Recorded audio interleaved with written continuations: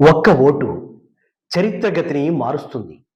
ఒక్క ఓటు మన భవితను మారుస్తుంది. నా ఒక్క ఓటుతో ఏమవుతుందిలే అన్న నిర్లక్ష్యం వద్దు. మీ ఓటే ప్రజాస్వామ్యానికి బలం.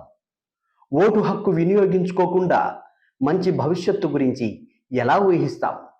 అందుకే కదలి రండి. ఓటు వేసి మీ బాధ్యతను నెరవేర్చండి. ప్రచార సమయంలో రోజుకి 5 సార్లు ఇంటికి వచ్చి వంగి వంగి దండాలు పెట్టే వారికి ఓటు వేయకండి. పదవిలో ఉన్నా లేకున్నా 5 ఏళ్ల సమయంలో మన ఇంటికి వచ్చి ఏమైనా సమస్యలు ఉన్నాయా అని అడిగి తీర్చడానికి ప్రయత్నించిన వారికి మీ ఓటు వేయండి. అందుకే అందరూ ఓటు వేయండి. మీరు ఓటు వేసే నాయకులు పంచే మందు నోటు కోసమా, మీ అభివృద్ధి కోసమా ఆలోచించండి.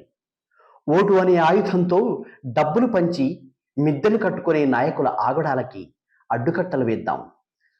సమాజ స్థాపన కోసం చేయి చేయి కలుపుదాం. మంచి నాయకుల్ని ఎన్నుకుందాం. అందుకే కదలి రండి, అందరం కలిసి ఓటు వేద్దాం.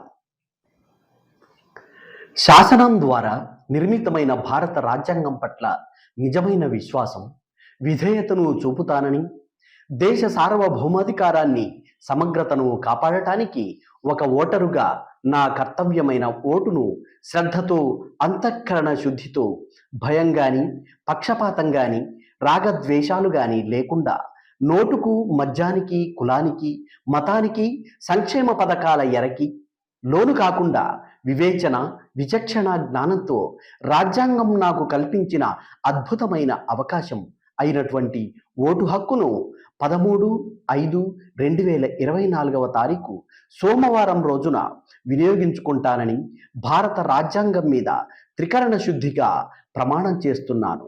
Use your right to vote.